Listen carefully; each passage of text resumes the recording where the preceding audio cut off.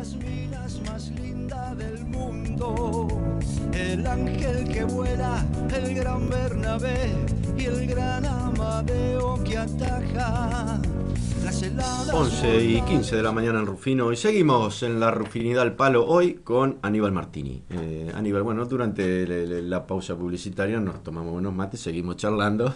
Yo no quiero que la audiencia se pierda, claro, no quiero que la audiencia se pierda de todo lo que me contaste mientras duraban los avisos. Pero bueno, Aníbal, habíamos quedado que me ibas a contar algo sobre Ángel Meunier.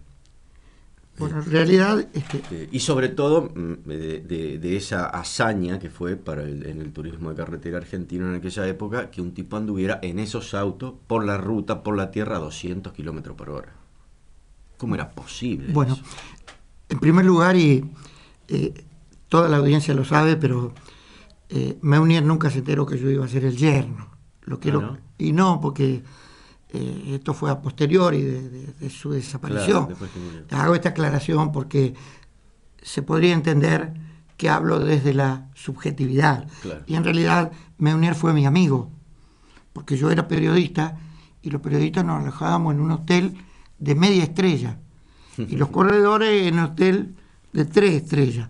Entonces Meunier me llevaba en el auto de carrera hasta el hotel donde a mí me tenían que dar la boleta para que yo presente en mi redacción, la pedía y después me llevaba con él al hotel. Es decir, fue mi amigo, fue un tipo al que yo admiré mucho, respeté, quise, y que me abrió, en un momento todos mis colegas se rompían la cabeza. Y los periodistas no podían entrar a Parque Cerrado, era una cosa, había tan desborde que en un momento tenían prohibido a los periodistas entrar a Parque Cerrado, y las grajeas más sabrosa del automovilismo están cuando los corredores llegan después de la carrera para saber todas las cositas. Sin embargo, yo las tenía. ¿Y quién me las contaba? Nunca lo confesé. Por supuesto, porque eran mis amigos y yo no podía hacer. Yo tenía un acuerdo. Si Meunier llegaba, yo tenía toda la información. Y como en esa época tuve suerte, porque Meunier llegó muchas carreras, estaba al tanto de todo. ¿Qué pasaba? Los corredores, después que cruzaban la línea de llegada, tenían 2.000, 3.000 metros para ir al Parque Cerrado. Entonces yo no me quedaba en la línea, me iba más adelante. Y cuando Meunier pasaba, me abría la puerta, yo me subía en el auto con él, y pensamos que iba atrás en el tanque de nafta, y yo entraba a Parque Cerrado. Por supuesto no usaba libretita, cámara fotográfica, nada, pero sabía todo lo que pasaba. Bueno, Meunier era... un personaje realmente, mucha gente de Rufino lo ha conocido, carismático, trabajador. Ahora, a mí una cosa que siempre me pregunté, ¿por qué fue él el primero en superar la barrera de los 200 kilómetros? ¿Por qué era el mejor mecánico o porque era el más arrojado de todos, digamos? No, en realidad es un circuito Necochea que el arrojo tiene poco que ver. Es un triángulo, Necochea, Juárez, Tres Arroyos, que en Necochea se corre en un sentido y en Tres Arroyos al revés, de las agujas del reloj. Era velocidad por excelencia. Meunier no le gustaban esos circuitos. No era de los que le gustaban las rectas largas. Él le gustaba el barro, le gustaba la tierra, le gustaba la montaña, curiosamente, sí. Y andaba muy bien en esos terrenos. Pero hay una anécdota fantástica. Antes de Necochea, Meunier había salido segundo en Mar del Plata, perdió por poquísimos segundos, se le escapó la victoria a manos de Carlos Menditegui. Cuando llega Rufino al taller, está chocho, porque realmente el auto andaba y venía a Necochea y él la había probado. 4 días antes de ir a Necochea, sale a hacer una tirada y cuando vuelve, le dice a Mateo Ferrero, que era su hombre de confianza: Mateo, me mandé un zafarrancho. ¿Qué pasó?, le dice. Se rajó el bloque. Pero tengo una idea, dice. ¿Vos no te animás que lo soldemos con Poxipol? Le dice Meunier a Mateo Ferrero. Y Mateo, que era un soldado de primera línea: si usted manda, jefe, vamos. Ahí nomás sacaron el blog. Y Mateo, con mucha paciencia, había que calentarlo de a poquito para que el material trabajara. Era una experiencia única. Mojar el dedo con saliva para alisarlo, hacer todo un trabajito artesanal, prácticamente de presidiario, ¿viste? Sí, sí. Un día estuvo Mateo Ferrero trabajando con ese blog. Pegándolo con Poxipol. Sí. ¿Y qué parece, amigo? Le preguntaba a Meunier. Y acá va, Cholo. Bueno, armaron el motor. Pepe Traini, cuando lo vio, dice: va a andar, dice. Esto va a andar. Va a andar. Arman el motor, todo finito, carburan, sale a la ruta y lo tira. Tenía un avión. Bueno, si el auto Con el aguanta. blog pegado con Poxipol. Sí, señor. O sea que con ese Meunier motor... ganó en Necochea con el blog soldado con Poxipol.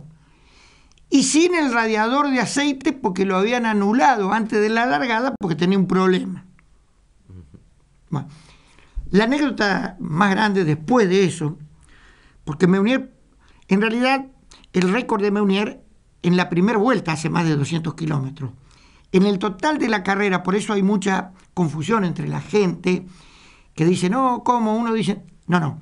En la carrera Meunier hizo 198, 286 y chirolita de promedio. De promedio, 198 sí. De promedio. Sí, total. Sí. Pero le sacó 13 minutos al segundo. 13 minutos. Al segundo. Miércoles. Que decía que venía levantando. Oh.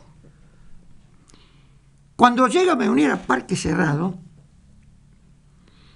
Pero pará, despejame una duda. Meunier, ¿en esa vuelta hace un promedio superior a los 200 kilómetros? En la primera vuelta, eran 2 vueltas. En la primera vuelta Meunier hace 201 kilómetros y pico. Bate la barrera de los 200. Sí. La rompe. Después, en esa misma carrera, el año que viene, Emiliosi iba a hacer 200, pero en el total de la prueba. Ajá. Pero el primero que hizo 200 fue él. Sí. Ninguna duda. Esta es la anécdota interesante. Bernardo Pérez, que era un viejo mecánico que Fangio había tenido en Europa, junto con Felipe Viñami, armaba el auto de Armando J. Ríos. Cuando termina la carrera... No, Armando J. Ríos. Toda la plata, todo el... Sí, ni que hablar. Todo el circo, todo el aparato, digamos. Todo fantástico. Entonces, Ríos termina 13. No puede creer. Cuando Meunier levanta el capo, Bernardo Pérez se arrima. Estamos todos testigos. ¿Qué tiene ahí? Con esto me ganó, dice Bernardo Pérez. Con esto me ganó. Buscaba carburador de doble boca, no tenía nada raro.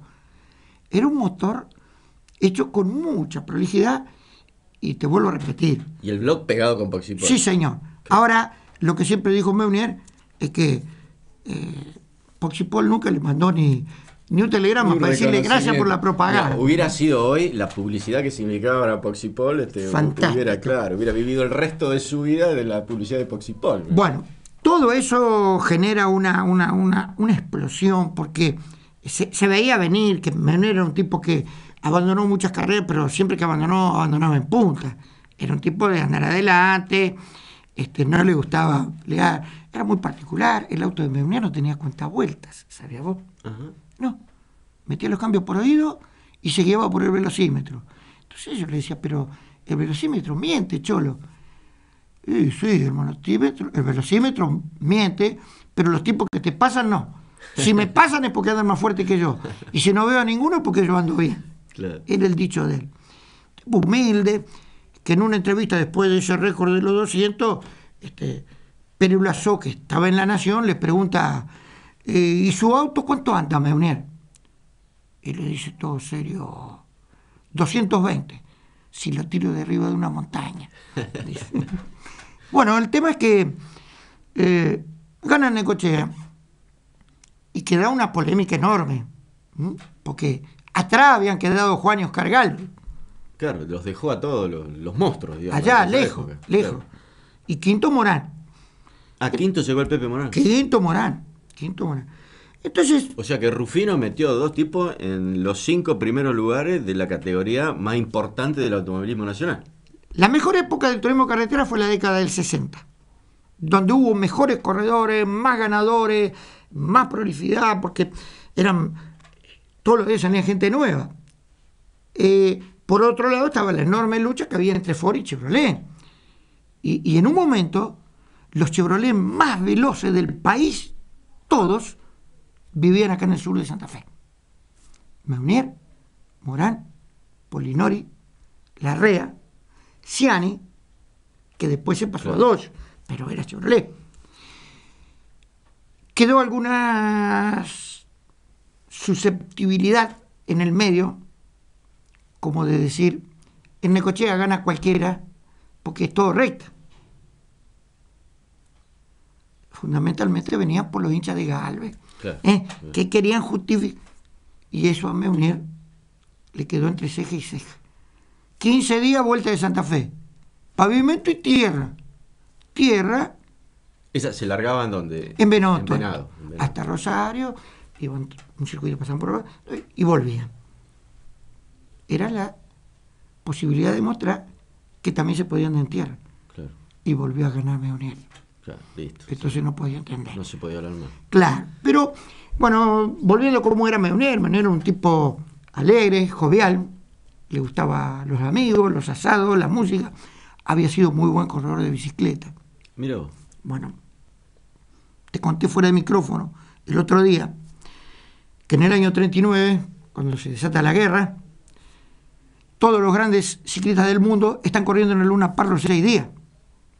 Entonces, ahí estaba Bruno Loati, todos los italianos famosos, Bertola, Di Paco, Urge, los españoles, Montero, Álvarez, Slat, los alemanes, los belgas, los suizos, los franceses. Sí, lo mejor del mundo estaba acá. Estaba acá. Sí. Y como no había muchos velódromos, y Canet tenía uno en Rufino, vinieron a caer acá a Rufino. Y estuvieron mucho tiempo. ¿Cómo? Es decir, Canet tenía un velódromo acá en Rufino. Extraordinario. ¿Dónde estaba el velódromo? En la cancha de Matienzo. Lo que es la cancha de Matienzo. Después se corrió en moto ahí. Pero mientras Canet tenía el velódromo, tenía unos tablones para pasar por encima del velódromo a la cancha de fútbol. No se podía pisar el velódromo. Claro. Acá vinieron los mejores del mundo. ¿En el año 39? Sí, señor. Y Rufino tenía Giovanetti, Nelo Dorbolón, corredor extraordinario, y Meunier. Ellos tres. Y otros, había muchos corredores en esa época, yo nombro de ellos porque estoy haciendo referencia a Meunier. Alternaban con los corredores extranjeros. Los extranjeros corrían solamente 2, a la americana. Y hacían que Giovanetti, Dorboló y Meunier corrieran de a 3. Ellos tenían la posibilidad de correr de a 3 en vez de a 2. Claro. Y de vez en cuando se mezclaban.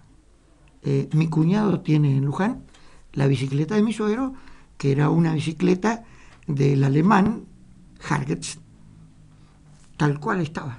Guardadito. La había dejado el tipo cuando... Y cuando ellos se fueron, después vendieron toda la bicicleta a los corredores de acá. Se la dejaron. Porque Julio Canet, que fue un notable corredor también, era el hijo de don Antonio Canet. Mira, así que en Rufino estuvieron... ¿Cuánto tiempo se quedaron los tipos? Y un tiempo largo, algunos mucho tiempo, como el gallego Álvarez, que después se casó acá y estuvo un montón de tiempo. Pero mucho, ¿eh? Ah, el gallego Álvarez había venido... A correr. A correr en bicicleta. Sí, se quedó acá, después se fue. Claro. Álvarez y Montero eran los españoles. Mira vos, qué bárbaro. ¿Sí? Y el velódromo estaba ahí, donde es la cancha de Matienzo hoy. Uno de los mejores del país, de tierra compactada, con los peraltes. Una cosa. Bueno, contame un poco de la vuelta de Rufino. Yo te decía que me acordaba del último recuerdo.